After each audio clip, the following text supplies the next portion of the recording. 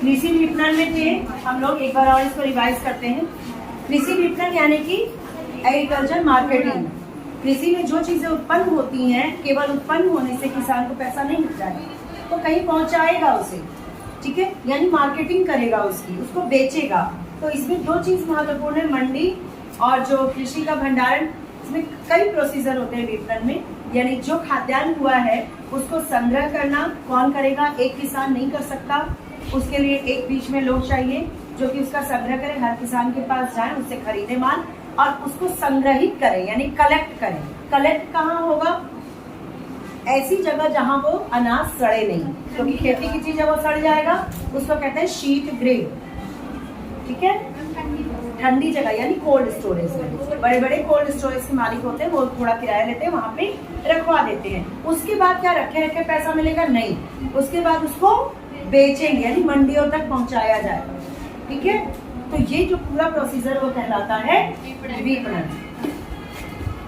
अब हम लोग कल मैंने बताया था कि विपणन में एक चीज है कि आप पूरी कथा सुनो। एक किसान है, वो नहीं जानता कि मेरा ये माल कितने में बिकेगा। क्यों? क्योंकि वो मार्केट की दो शक्तियों से अवगत नहीं है, क्योंकि वो एक तो पढ़ा लिखा नहीं है, दूसरा वो जागरूक नहीं है। अब जागरूक करने के लिए जो संचार क्रांति हुई है, यानी कि टेलीविजन, रेडियो, इससे वो जान रहा है अच्छा हमारा जो माल है इतने में बिकेगा। अब अगर उसका माल गया, मान लो कि पूरे किसान, आप सब किसान हो, मान लो आप सबने गेहूं खूब उत्पन्न किया, बहुत सारा गेहूं हो गया। अब मार्केट में जब तुम लाओगे तो लोग हैं आप हो 100 और मार्केट में लोग हैं 20, ठीक। मार्केट में लोग हैं 20 और आप लोग हो 100 के पास एक एक क्विंटल गेहूं और चाहिए 20 क्विंटल। तो यहाँ पे दाम बढ़ेगा या घट जाएगा? गेहूं का घट जाएगा।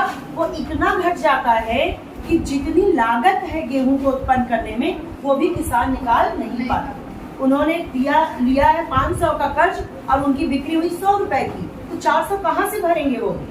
समझ रहे हो ना बात को? तो अब क्या करे किसान? इसके लिए सरकार ने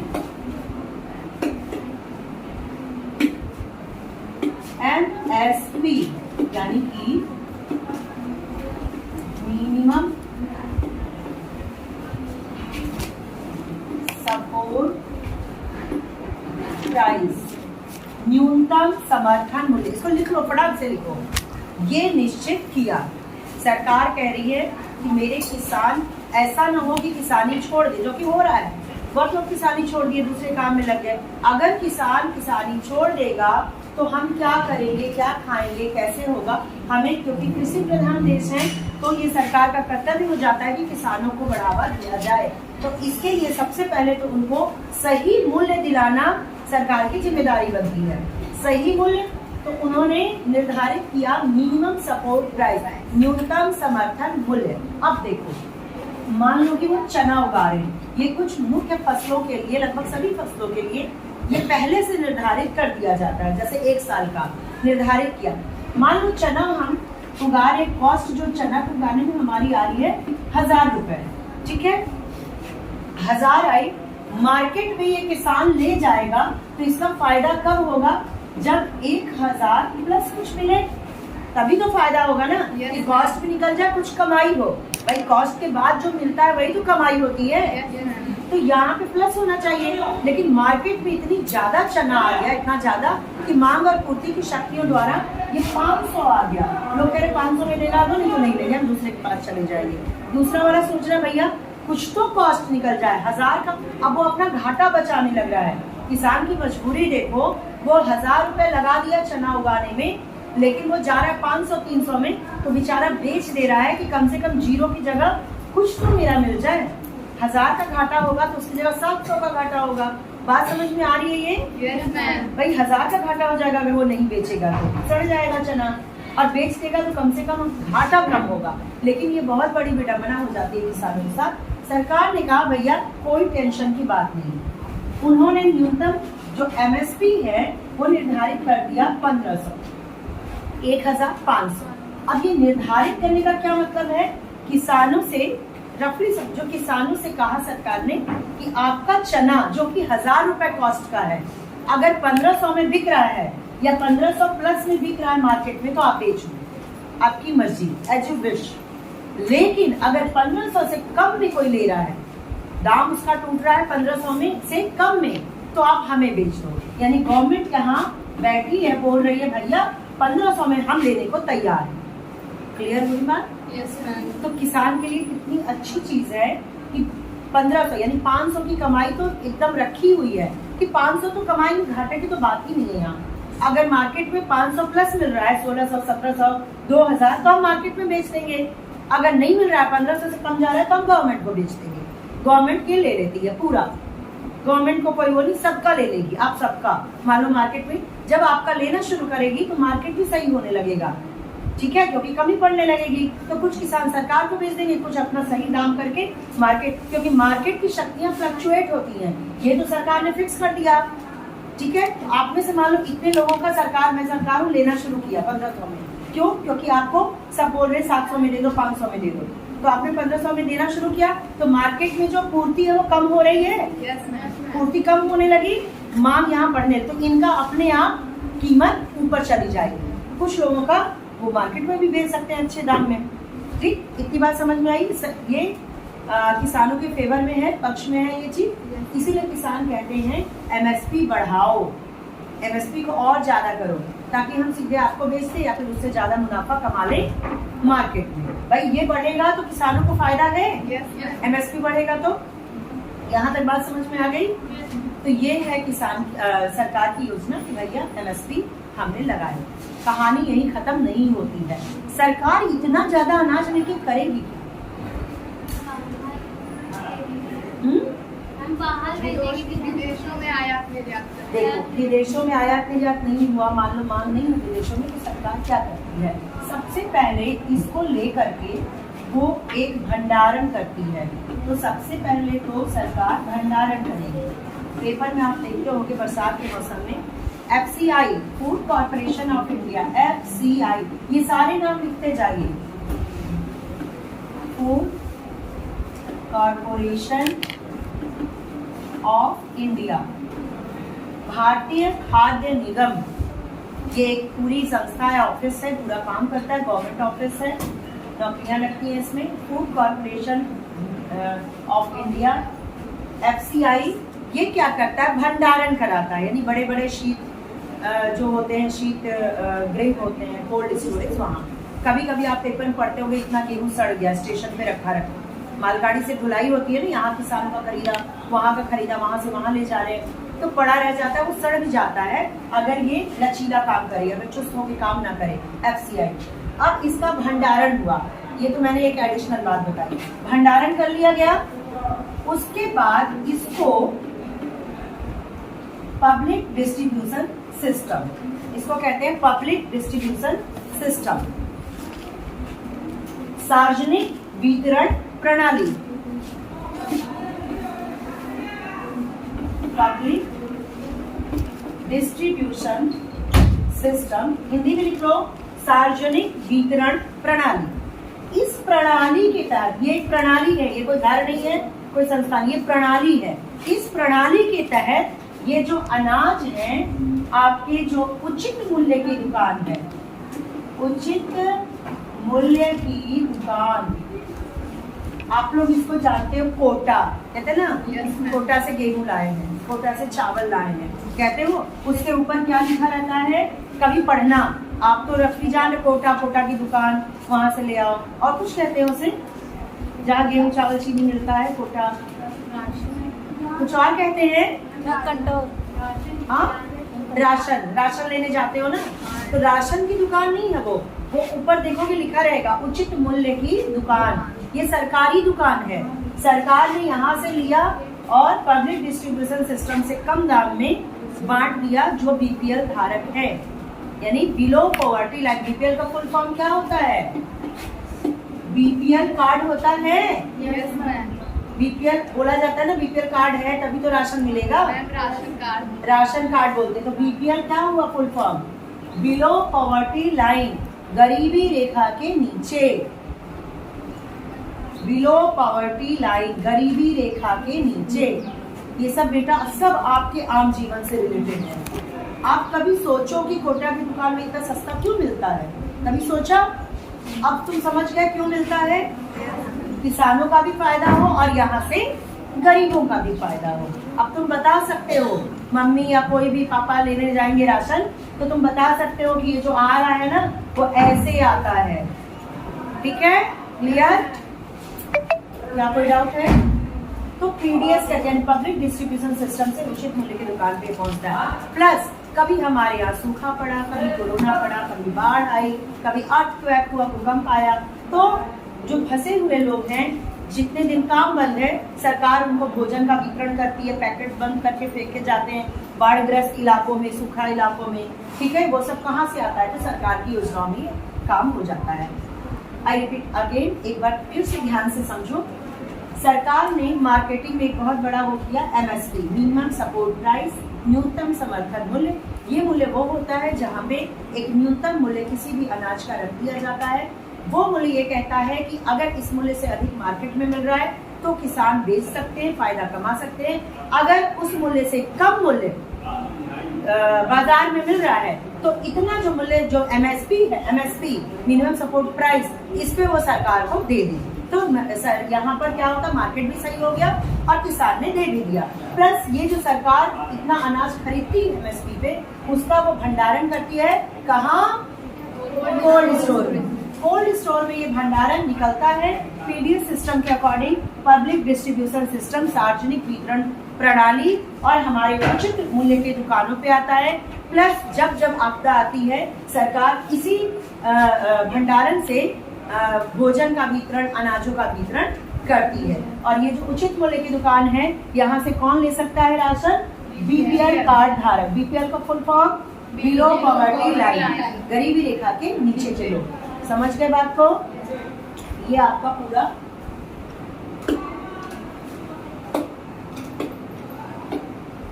यहाँ पे आप जब इसको पढ़ेंगे तो अपने आप समझ में आएगा। अब देखो, सहकारिता आंदोलन, सहकारिता बैंक, सहकारी बैंक होते हैं। सहकारी बैंक भी वैसे ही होता है जैसे कुछ का ग्रुप बना के हमने कोई काम करना शुरू किया। तो एक एरिया है, मान लो बैंक जो होते हैं ग्रामीण बैंक, उसके सहकारी बैंक। सहकारी बैंक उस लोकल एरिया के किसानों को जानता है, वहां से अनाज लेता है, उनके बदले ऋण देता है। ये सारी चीजें विशेषकर किसानों के लिए।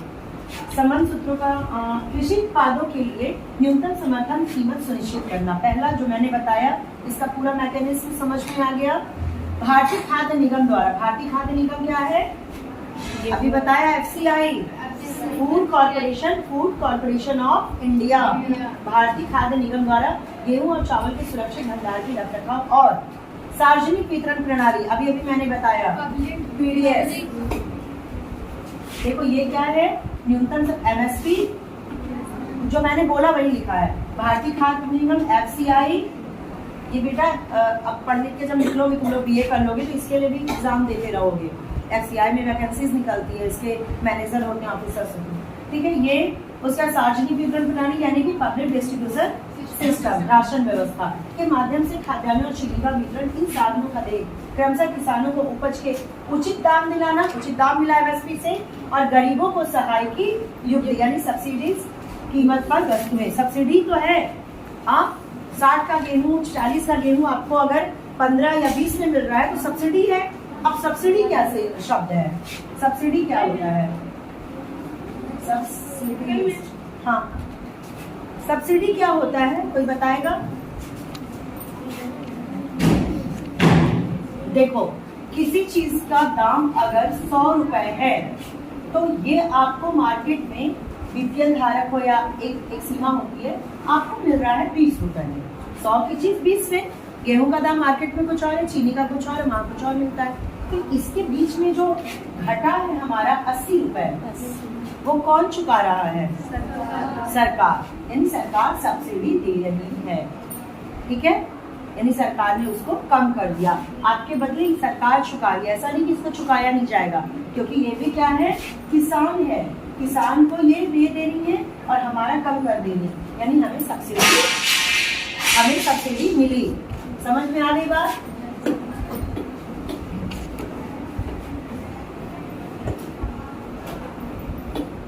यद्यपि सरकार की सभी प्रयासों के बाद भी आज तक कृषि मंडियों में निजी व्यापारी, ये अमीर किसानों का वर्चस्व बना हुआ है। भैया बना हुआ है। चीजें जाते जाते जाएंगी जब हम जागरूक होंगे। जैसे अगर ये मान लो बोला जाता है चोरी मत करो, जो चोर है उसको बहुत कड़ी सजा मिलेगी, फिर भी चोरी हो रही है, Yes, ma'am. हमें जागरूक होना पड़ेगा।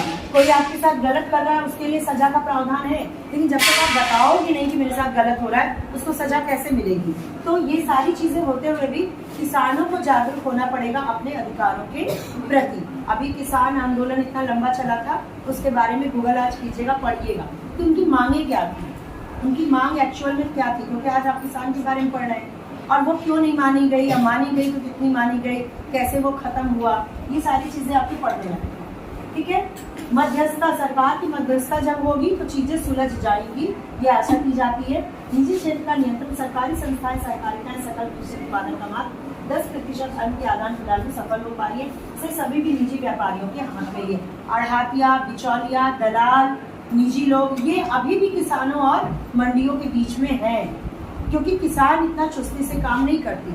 छोटा सा उदाहरण दें, आप सरकारी स्कूल में आ रहे हो, पढ़ रहे हो, लेकिन फिर भी आप प्राइवेट ट्यूशन ले रहे हो। ये क्या है? यही चीज कि अभी भी वो लोग हैं जो आपको मनमाना आपका एक महीने का 2000 ले लेते होंगे, 1000 ले लेते होंगे, और आप साल भर में यहाँ 1000 देते हैं, लेकिन आप फायदा नहीं उठा पा रहे हैं। तो ये वैसी ही चीज है कि पूरी तरह से सरकारी चीज उसको पूरा नहीं कर पा रही, अभी भी बिचौलिए हैं।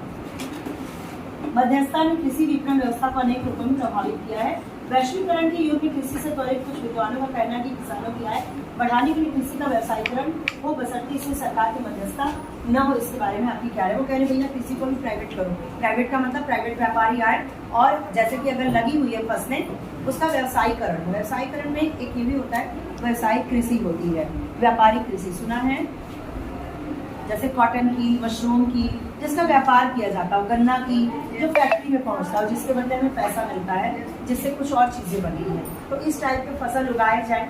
और व्यावसायिक कृषि में ये भी होता है कि जो मालिक होते हैं, जैसे मान लो चीनी मिल के मालिक हैं या कॉटन मिल के मालिक हैं, वो गए पूरी कपास की खेती को उन्होंने पहले से ले लिया, ठीक है, खरीद लिया, और बोला इतना आप कर दो, फिर हम। तो इस तरह की चीजें होती हैं। बीमा भी होता है, फसलों का बीमा। बीमा का मतलब अगर फसल चौपट हुई तो आपको उसके बदले में उसका खामियाजा और जो मुआवजा है वो मिल जाएगा। तो ऐसा क्यों होता है? बीमा का क्या फायदा है? बीमा कंपनी कैसे काम करती है? पशु बीमा होता है, जीवन बीमा होता है, गाड़ियों का बीमा होता है। बीमा क्या है? इंश्योरेंस। आप समझ रहे हो कि हमारा कुछ हानि होगा तो हमें पैसा मिलेगा, इतनी बात समझ में आ रही है। लेकिन ये सोच रहे कैसे मिलेगा, वो उनको क्या फायदा है? मैंने एक बात बताया, बिना फायदा की कोई चीज आपको नहीं मिल सकती। मैं उसमें पैसा जमा करना रहता है। हाँ, उसे प्रीमियम जमा करना होता है आपको। प्रीमियम यानी पहले से आपकी जो चीजें, मैंने जीवन बीमा कराया, मैं जब नहीं रहूंगी, मिसहैपनिंग होगी, तो मुझे इतना पैसा मेरे परिवार वालों को मिल जाएगा। लेकिन उसके बदले जब तक मिसहैपनिंग नहीं हो रही है, हमें थोड़ा थोड़ा पैसा देना है हर साल। अगर नहीं हुई उनका फायदा, हो गई तो मेरा क्या फायदा? मतलब जीवन से बड़ा तो कोई फायदा नहीं है। तो लेकिन कम से कम राहत मिलेगी परिवार वालों को, ठीक है। तो ये होता है बीमा कि फसल चौपट हुई तो फायदा नहीं है, लेकिन हो गई तो कुछ तो मुआवजा मिल जाए, राहत। ठीक, देखिए यहाँ, यदि किसान स्वयं ही उपभोक्ता को अपना उत्पादन बेच सके तो उसे अधिक आय प्राप्त होगी। पंजाब, हरियाणा, राजस्थान में अपनी मंडी, पुणे की हाट बाजार मंडी, आंध्र प्रदेश और तेलंगाना की रायपुरबाज नामक फल सब्जी मंडियां तथा तमिलनाडु की उझावर मंडी के कृषक बाजार इस प्रकार से विकसित हो रहे। मंडी में क्या होता है? उपभोक्ता सीधे जाता है, आपके पापा को गेहूं लेना है, मंडी जाएंगे, वहाँ किसान बैठा है, अपना भंडारा लगा, अब वहाँ नहीं बिका तो वो वहीं पे कोल्ड स्टोरेज बना रहता है, वहाँ वो भंडारित कर दिया, फिर अगले दिन आया, या जो भी डेट है वो मंडी में बेचेगा। तो बीच में कोई बिचौलिया है?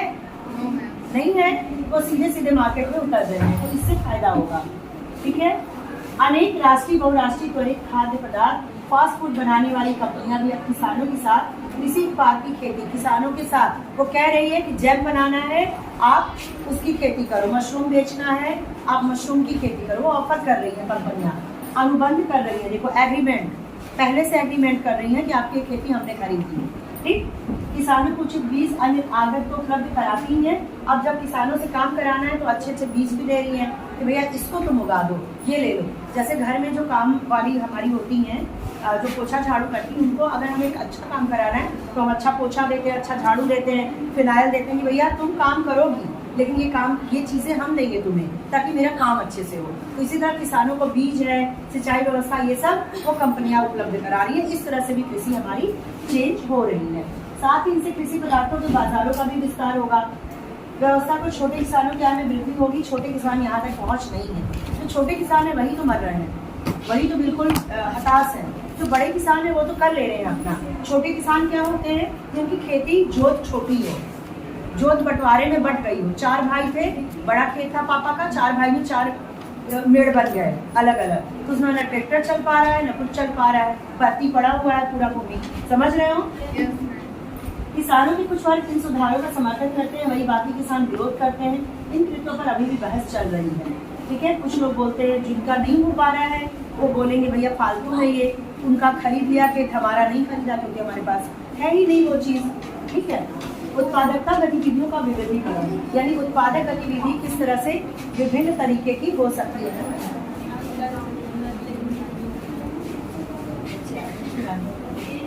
ठीक है, देखो विविधीकरण यानी कि हम और भी चीजें कर सकते हैं। ठीक है, कैसे? उत्पादन की प्रणाली में परिवर्तन, श्रम शक्ति को खेती से हटाकर अन्य संबंधित कार्य, कृषि संबंधित कार्य। एक होता है कृषि, एक होता है कृषि संबंधित कार्य। ठीक है, गैर कृषि, देखो गैर कृषि क्षेत्र में लगाना है। अब गैर कृषि क्या होता है? पशुपालन दिया हुआ है, पशुपालन, मत्स्य पालन, ये सब गैर। हाँ, मधुमक्खी पालन हुआ और वानिकी हुआ, वन से लकड़ियां लाना। ठीक है, बागवानी, ये सारी चीजें गैर कृषि कार्य है। और क्या?